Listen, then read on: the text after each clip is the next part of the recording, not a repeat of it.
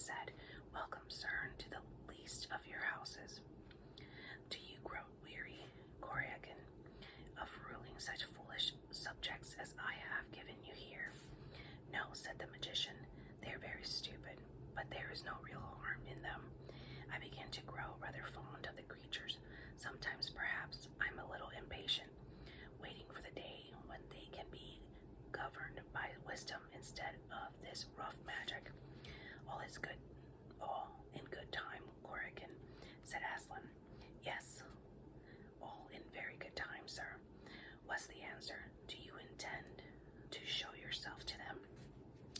"Nay," said the lion, with a little half growl that meant, Lucy thought, the same as a laugh.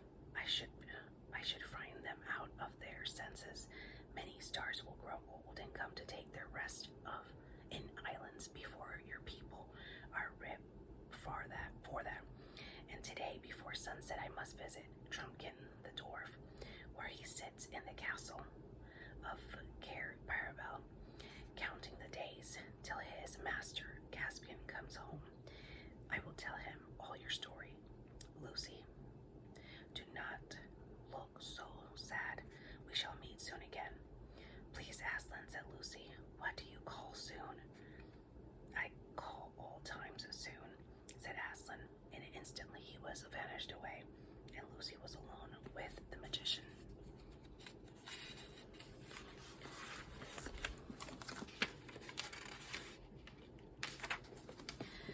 "Gone," said he, "and you and I quite crestfallen.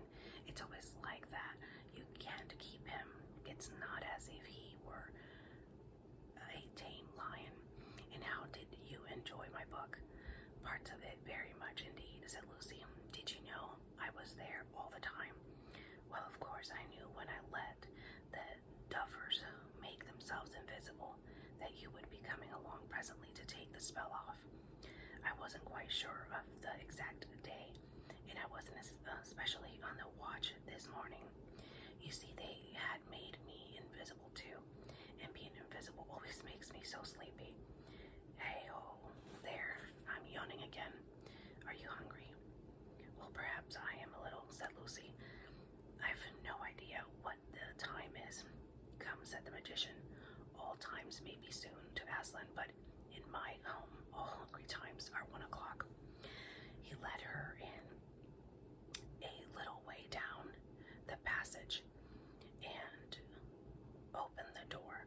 Passing in, Lucy found herself in a pleasant room full of sunlight and flowers. The table was bare when they entered, but it was of course a magic table, and at a word from the old man, the tablecloth, silver plates, glasses, and food appeared.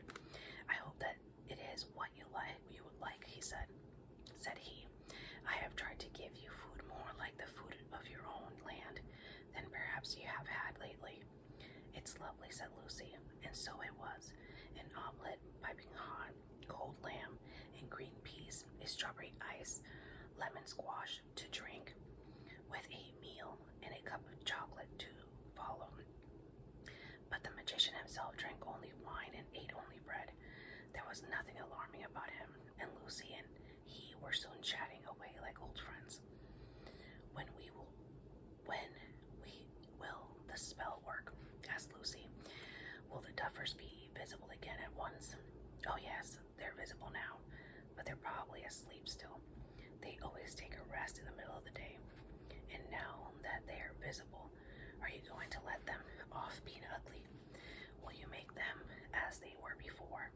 "Well, that's rather a delicate question," said the magician. "You see, that's rather a delicate question," said the magician. "You see, it's only they who think they were so nice to look at before. They say they've been uglified, but that isn't what I called it. Many people might say he changed. The change was for the better. Are they awfully conceited?" "They are, or at least the chief duffer is, and he's taught all the rest to be.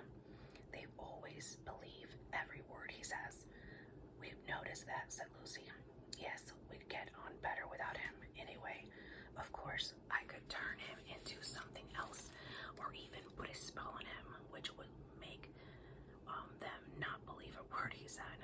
But I don't like to do that.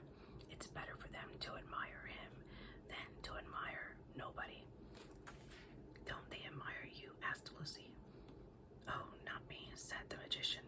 They wouldn't admire me. What was it you uglified them for? I mean, what they called uglified. Well, they wouldn't do what they were told. Their work is to mine the garden and raise food, not for me, as they imagine, but for themselves. They wouldn't do it at all if I didn't make them. And of course, for a garden, you want water. There is a beautiful spring about half a mile away up the hill, and from the spring there flows a stream which comes right past the garden. All I asked them to do was to take their water from the stream instead of trudging up to the spring with their buckets 2 or 3 times a day and tearing themselves out, besides spilling half of it on the way back. But they wouldn't see it. In the end, they refused point blank. Are they as stupid as all that? Asked Lucy. The magician sighed. You wouldn't believe the troubles I've had with them.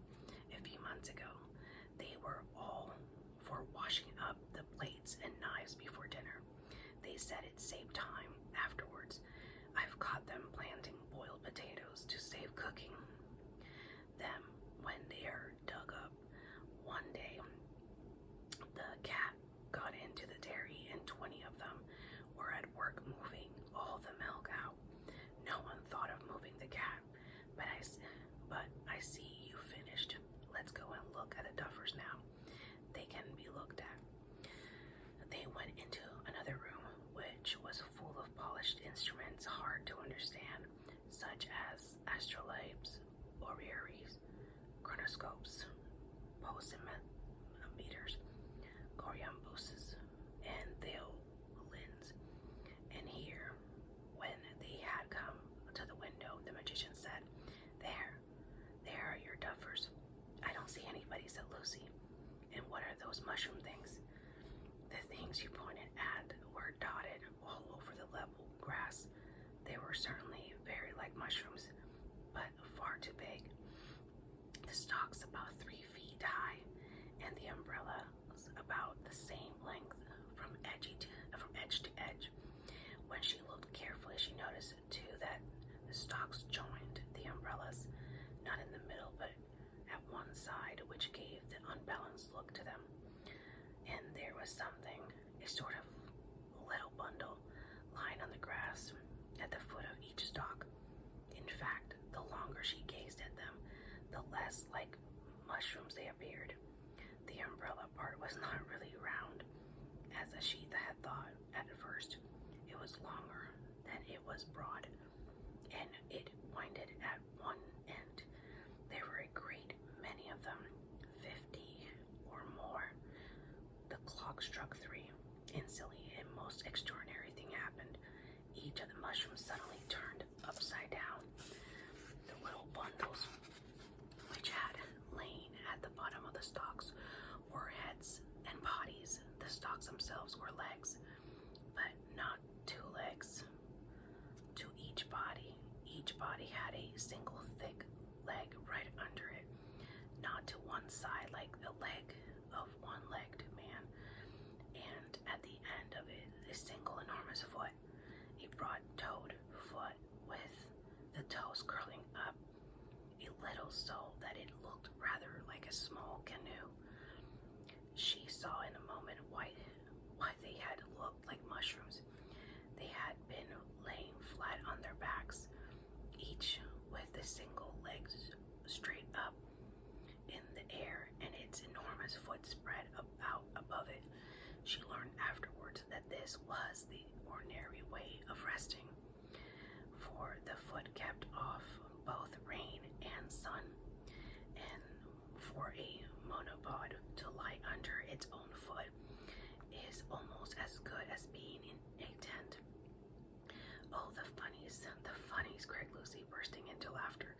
Did you make them like that? Yes, I made the duffers into monopods, said the magician. He too was laughing till the tears ran down his cheeks.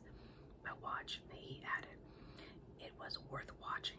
Of course, these little one-footed men couldn't walk or run as we do. They got about by jumping like fleas or frogs, and what jumps they made, as if each foot were a mass of spring, and with what a bounce they came down. That was what made the thumping noise which had a puzzle Lucy yesterday, for now they are jumping all directions and calling out to one another. Hey lads, we're visible again. Visible we are, said one in a tasseled red cap, who was obviously the chief monopod. And what I say is, when chaps are visible, they can see one another. There it is. There is the chief, cried all the others. There's a point. No one's got a clearer head than you. You couldn't have made it plainer. She caught the old man napping. The little girl did. That little girl did. And the chief monopod, we beat him this time. Just what we were going to say ourselves, chimed in chorus. You're going stronger than ever today, chief. Keep it up, keep it up. But do they dare to talk about you like that, said Lucy. They seem to be so afraid of you yesterday. Don't they know you might be listening? That's one of the funny things about the Duffers, said the magician. One minute they talk as if I ran everything and overheard everything and was extremely dangerous. The next moment they think they can take me in by tricks that a baby would see through. Bless them. Will they have to be turned back into their proper shapes? Asked Lucy. Oh, I do hope it wouldn't be unkind to leave them as they are. Do they really mind very much? They seem pretty happy, I say. Look at that jump. What were they like before? Come on, little dwarfs, said he. Nothing like so nice as the sort you have in Narnia. It would be a pity to change them back, said Lucy. They're so funny, and they're rather nice. Do you think it would make a difference? Any difference if I told them that? I'm sure it would, if you could get it into their heads. Will you come with me and try? No, you'll get on far better without me. Thanks awfully for the lunch, said Lucy. I turned quickly away. She ran down the stairs, which she had come up so nervously that morning, and cannon into Edmund at the bottom. All the others were there with him, waiting, and Lucy's conscience smote her when she saw their anxious faces and realized how long she had forgotten them. It's all right, she shouted. Everything's all right. The magician's a brick, and I've seen him. Aslan. After that, she went from them like the wind and out into the garden. Here the earth was shaking with the jumps and the air ringing with the shouts of the monopod. Both were redoubled when they caught sight of her. Here she comes, they cried. Three cheers for that little girl. She put it across the old gentleman properly, she did. And we're extremely regrettable, said the chief monopod, that we can't give you the pleasure of seeing us as we were before we were uglified. For you wouldn't believe the difference, and that's the truth, for there's no denying we're mortal ugly now, so we won't deceive you. That we are, chief, that we are, echoed the others, bouncing like so many toy balloons. You've said it, but I don't think you are at all, said Lucy, shouting to make herself heard. I think you look very nice.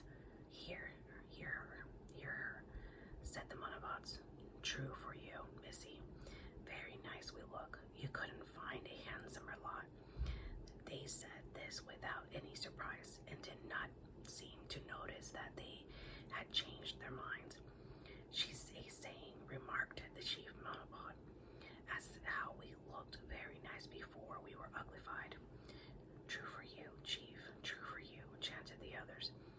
what she says. We heard her ourselves.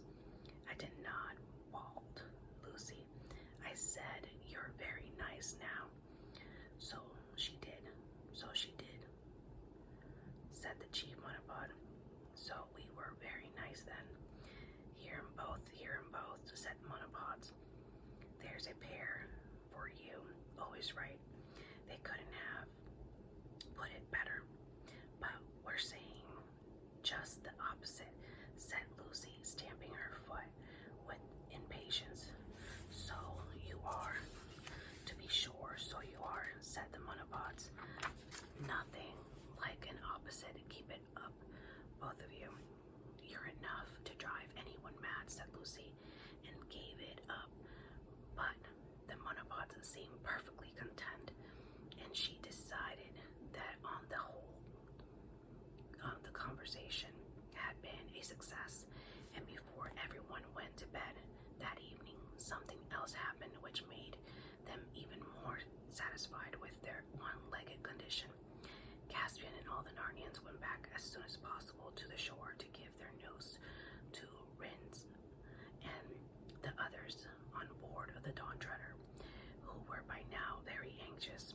And of course, the monopods went with them, bouncing like footballs and agreeing with one another in loud voices till Eustace said, I wish the magician would make them inaudible instead of invisible.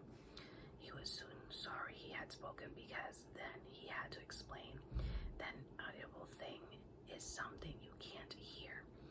And though he took a lot of trouble, he never felt sure that the monopods had really understood. And what especially annoyed him was that they said in the end, he can't put things that way, our chief does, but you'll learn, young man. Hark to him. He'll show you how to say things. There is speaker for you. When they reached the bay, Ribblecheek had a brilliant idea. He had his little coracle lowered and paddled himself about in it till the monopods were thoroughly interested. He then stood up in it and said, worthy and intelligent monopods, you do not need boats. Each of you has a foot, and has a foot that will do instead. Just jump as lightly as you can on the water and see what happens. The chief monopod hung back and warned the others that they find the water powerful wet, but one or two of the younger ones tried it almost at once, and then a few others followed their example, and at last the whole lot did the same. It worked perfectly. The huge single foot of a monopod acted as a natural raft or boat, and when Ribblecheek had taught them how to cut rude paddles for themselves, they all paddled about the bay and round the Dawn Treader, looking for all the world like a fleet of a little canoes, with a fat dwarf standing up in the extreme stern of each. And they had races, and bottles of wine were lowered down to them from the ship as prizes, and the sailors stood leaning over the ship's side and laughed till their own sides ached. The duffers were also very pleased with their new name of monopods, which seemed to them a magnificent name, though they never got it right. That's what we are, they bellowed.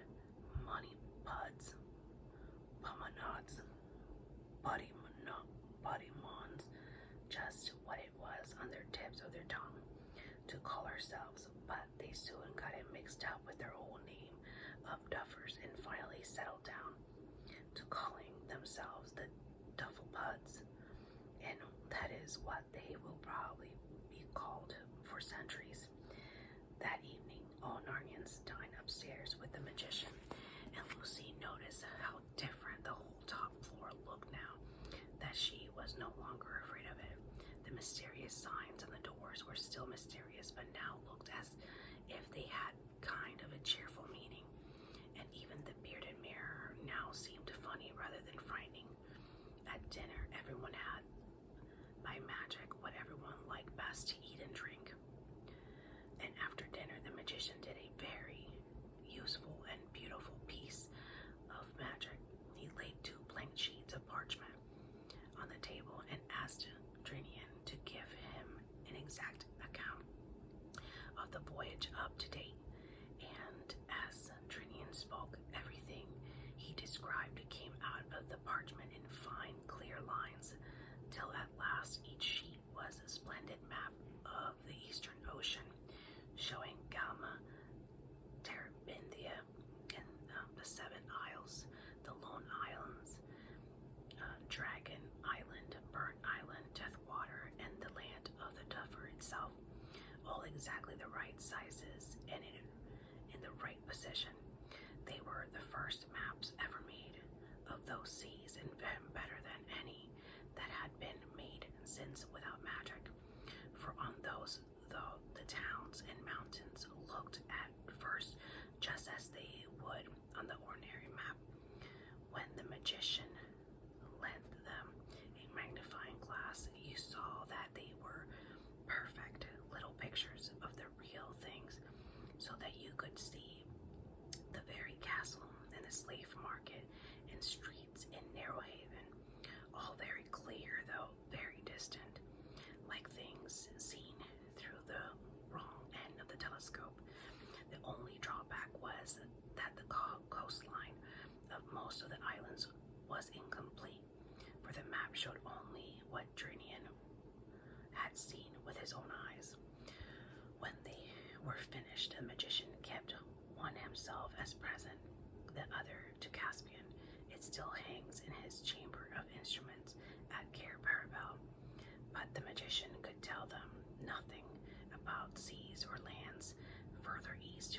He did, however, tell them that about 7 years before a Narnian ship had put in at his waters, and what she had on board the Lord Revellion, Argos, Mabramorn, and Rup.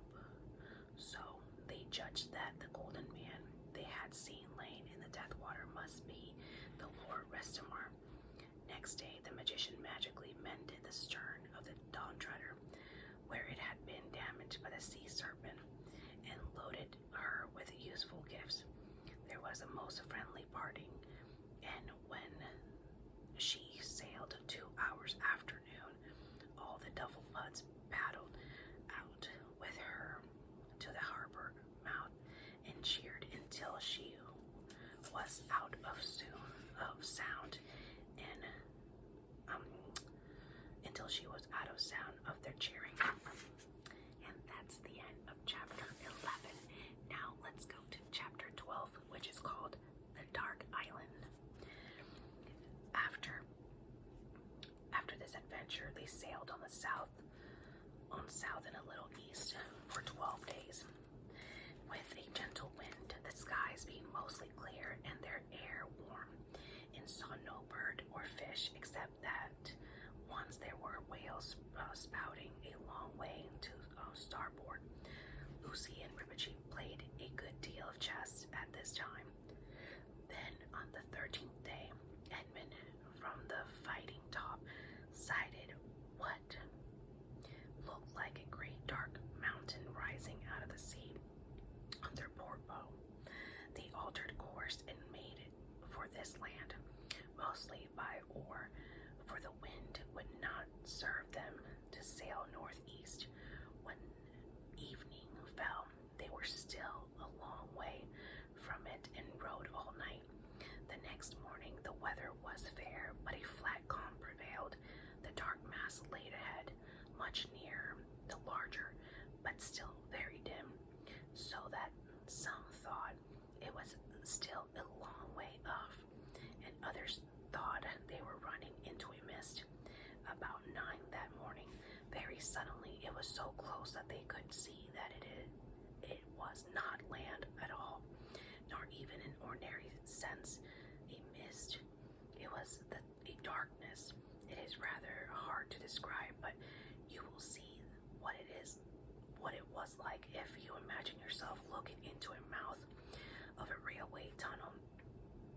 A tunnel either so long or so twisty that you cannot see the light at the far end.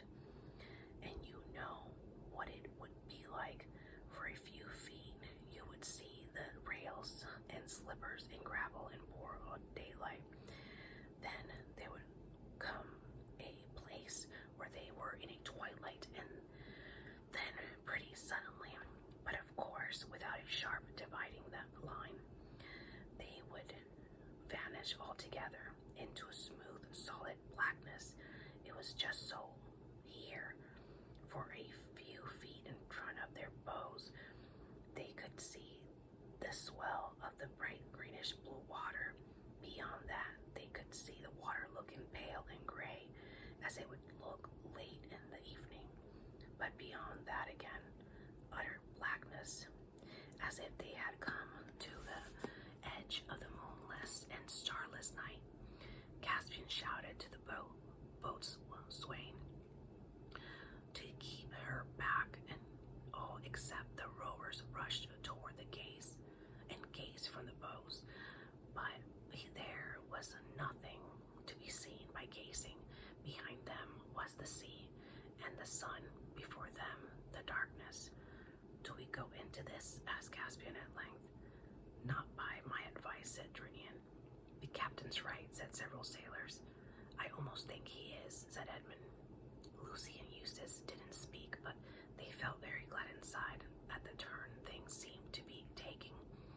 But all at once, the clear voice of Ippichi broke in upon the silence. "And why not?" he said. "Will someone explain to me why not?" No one was anxious to explain, so Ippichi continued. "If I were addressing peasants or slaves," he said, "I might suppose that the suggestion proceeded from cowardice, but I hope it will never be told in Narnia that a company of noble and royal persons in the flower of their age turned tail because they were afraid of the dark. But what manner of use would it be plunging through that blackness?" asked Drinian. "Use," replied Ippichi. "Use, Captain. If by use you mean filling our bellies, or purses, I confess it will be no use at all. So far as I know, we did not set sail to look for things useful, but to seek honor and adventure. And here it is a great an adventure as ever I heard of. And here, if we turn back, no little impeachment of all of our honors." Several of the sailors said things under their breath that sounded like "honor be blowed." By Caspian said, "Oh, bother you, Ippichi. I almost wish we'd left you at home." "All right, if you put it that way, I suppose we shall have to go on, unless Lucy would rather not." Lucy felt that she would very much rather not, but what she said out loud was, "I'm game." "Your Majesty, I will at least order lights," said Drinian. "By all means," said Caspian. "See to it, Captain." So the 3 lanterns at the stern and the prow and the masthead were all lit, and Drinian ordered 2 torches amidship. Pale and feeble, they looked in the sunshine. Then all the men except some who were left below at the oars were ordered on deck and fully armed, and posted in their battle stations with swords drawn. Lucy and 2 archers were posted on the fighting top with bows, bent and arrows on the string. Reinelf was in the bows with his line ready to take sounding. Ippichi, Edmund, Eustace, and Caspian, glittering in mail, were with him. Drinian took the tiller. "And now, in Aslan's name, forward," cried Caspian. "A slow, steady stroke, and let every man be silent and keep his ears open for orders." With a creak and a groan, the dawn treader started to creep forward. As the men began to seat up in the fighting top had a wonderful view of the exact moment at which they entered the darkness. The bows had already disappeared before the sunlight had left the stern. She saw it go. At 1 minute, the gilded stern, the blue sea, and the sky were all broad daylight. Next minute, the sea and the sky had vanished. The stern lantern, which had been hardly noticeable before, was the only thing to show where the ship ended. In front of the lantern, she could see the black shape of Trinian crouching at the tiller. Down below her, the two torches made visible two small patches of deck and gleamed on swords and helmets, and forward there was another island of lit on the forecastle. Apart from that, the fighting top lit by the mashed head, a light which was only just above her, seemed to be a little lighted world of its own floating in lonely darkness, and the lights themselves, as always happen with lights when you have to have them at the wrong time of day, looked lurid and unnatural. She also noticed that she was very cold. How long this voyage into the darkness lasted, nobody knew, except the creak of the raw logs and the splash of the oars. There was nothing to show that they were moving at all. Edmund, peering from the bows, could see nothing except the reflection of the lantern in the water before him. It looked a greasy sort of reflection, and the ripple made by their advancing prow appeared to be heavy, small, and lifeless. As time went on, everyone except the rowers began to shiver with cold. Suddenly, from somewhere, no one senses this direction was very clear by now, there came a cry, either of some inhuman voice or else a voice of one in such extremity of terror that he had almost lost his humanity. Caspian was still there, trying to speak. His mouth was too dry, when the shrill voice of Ribici, which sounded louder than usual in that silence, was heard. "Who calls?" it piped. "If you are a foe, we do not fear you, and if you are a friend, your enemies shall be taught the fear of us." "Mercy," cried the voice, "mercy. Even if you are only one more dream, have mercy. Take me on board. Take me, even if you strike me dead. But in the name of all mercies, do not fade away and leave me in this horrible land." "Where are you?" shouted Caspian. "Come aboard and welcome." There came another cry, whether of joy or terror, and they knew that someone was swimming towards them. "Stand by to heave him up." "Men," said Caspian. "Aye, aye, your majesty," said the sailors. Several crowded to the port bulwark with ropes, and one, leaning far out over the side, held the torch. A wild white face appeared in the blackness of the water, and then, after some scrambling and pulling, a dozen friendly hands had heaved the stranger on board. Edmund thought he had never seen a wilder-looking man, though he did not otherwise look very old. His hair was an untidy mop of white. His face was thin and drawn, and for clothing, only a few wet rags hung about him. But what one mainly noticed were his eyes, which were so widely open that he seemed to have no eyelids at all, and stared as if in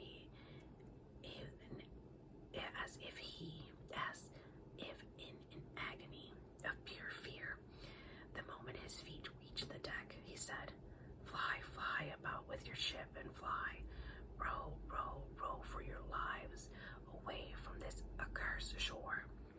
"Compose yourself," said Ribici, "and tell us what the danger is. We're not used to flying." The stranger started horribly at the voice of a mouse, which he had not noticed before.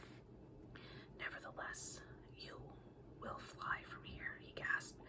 This is the island where dreams come true. That's the island I've been looking for this long time, said one of the sailors. I reckon I'd find I was married to Nancy if we landed here. And if I'd find Tom alive again, said another. Fools, said the man, stamping his foot with rage. That is the sort of talk that brought me here, and I better have been drowned or never born. Do you hear what I say? This is where dreams, do you understand, come to life, come real, not daydreams, dreams. There was about half a minute's silence, and then with a great clatter of armor, the whole crew were tumbling down the main hatch as quick as they could and flinging themselves on the oars to row as they had never rowed before.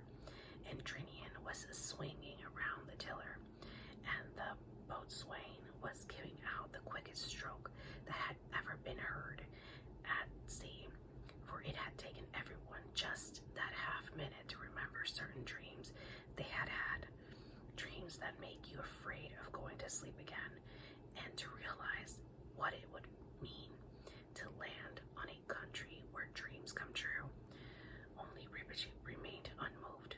Your Majesty, he said, are you going to tolerate this mutiny, this poltroonery? This is a panic. This is a rout. Bro, bellowed Caspian. Pull for all our lives. Is her head right, Trinian?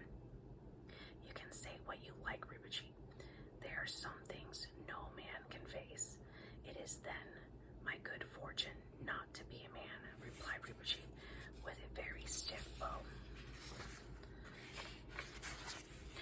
Lucy from up aloft had heard it all. In an instant, that one of her own dreams, which had tried hardest to forget, came back to her as vividly as she had only just woken from it. So that was what was behind them on the island in the darkness. For a second, she wanted to go down to the deck and be with Edmund and Caspian, but what was the use? If dreams began coming true, Edmund and Caspian themselves might turn into something horrible. Just as she reached them, she gripped the rail of the fighting top and tried to steady herself. Then were rowing back to the light as hard as they could. It would be all right in a few seconds, but oh, if only it could be all right now. Though the rowing made a good deal of noise, it did not quite conceal the total silence which surrounded the ship. Everyone knew it would be better not to listen, not to strain his ears for any sound from the darkness, but no one could help listening. And soon everyone was hearing things. Each one heard something different. Do you hear a noise like a huge pair of scissors opening and shutting over there? Eustace asked Reinelf. Hush, said Reinelf. I can hear them crawling up the sides of the ship. It's going to settle on the mast, said Caspian. Said the sailor. Their gongs beginning anew. They would. Caspian, trying not to look at anything, especially not to keep looking behind him, went aft to Drinian. Drinian, he said in a very low voice, how long did we take rowing to where we picked up the stranger? 5 minutes, perhaps, whispered Drinian. Why? Because we've been more than that already trying to get out. Drinian had shook on the tiller, and line of cold sweat ran down his face. The same idea was occurring to everyone on board. We shall never get out, moaned the rowers. He's steering us wrong. We're going round and round in circles. We shall never get out. The stranger, who had been lying in a burst out into horrible screaming laughs. "Never get out," he yelled. That's it. Of course, we shall never get out. What a fool I was to have thought they would let me go as easily as that. No, we shall never get out." Lucy leaned her head on the edge of the fighting top and whispered, Aslan, if ever you loved us at all, send us out now." The darkness did not grow any less, but she began to feel a very, very little better. After all, nothing has really happened to us yet, she thought. "Look," cried Rhynelf, voice hoarsely from the bows. There was a tiny speck of light ahead, and while they watched, a broad beam of light fell from it upon the ship. It did not alter the surrounding darkness, but the whole ship was lit up as if by a searchlight. Caspian blinked, stared around, saw the faces of his companions, all with wild fixed expressions.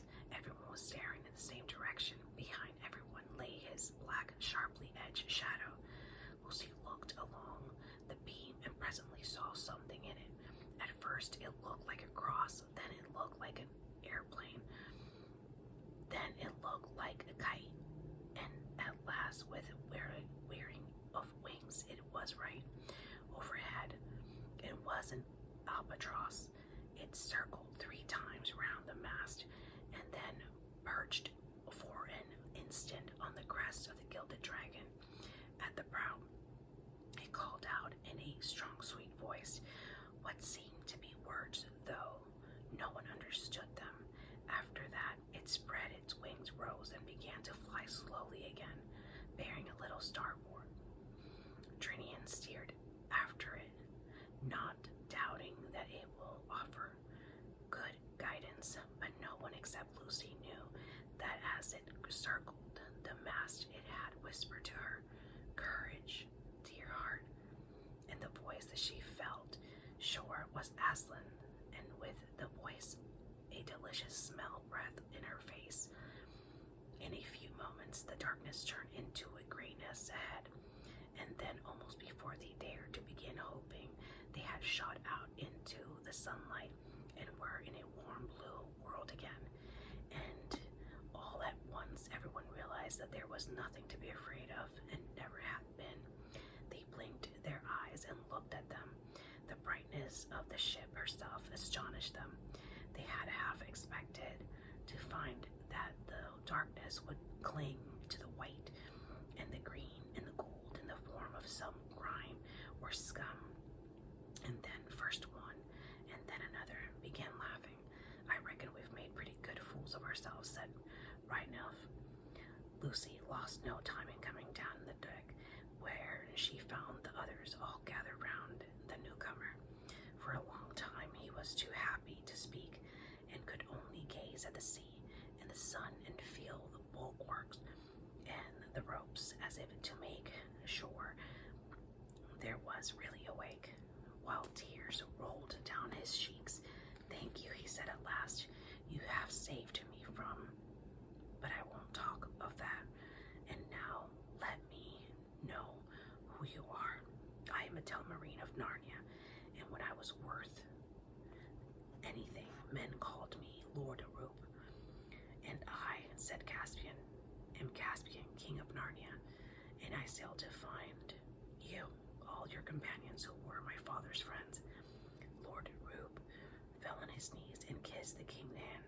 "Sire," he said, "you are the man in all the world I most wish to see. Grant me a boon." "What is it?" asked Caspian. "Never to bring me back there," he said. He pointed astern. They all looked, but they saw only bright blue sea and bright blue sky. The dark island and the darkness had vanished forever. "Why," cried Lord Roop, "you have destroyed it." "I don't think it was us," said Lucy. "Sire," said Trinian, "this wind is fair. For the sea east shall I have our poor fellows up and set sail, and after that every man who can be spared." Yes, said Caspian, and let there be grog all around. Hi-ho, I feel I could sleep the clock round myself. So all afternoon, with great joy, and sailed the city southeast with a fair wind, but nobody noticed when all the albatross had disappeared. And that's the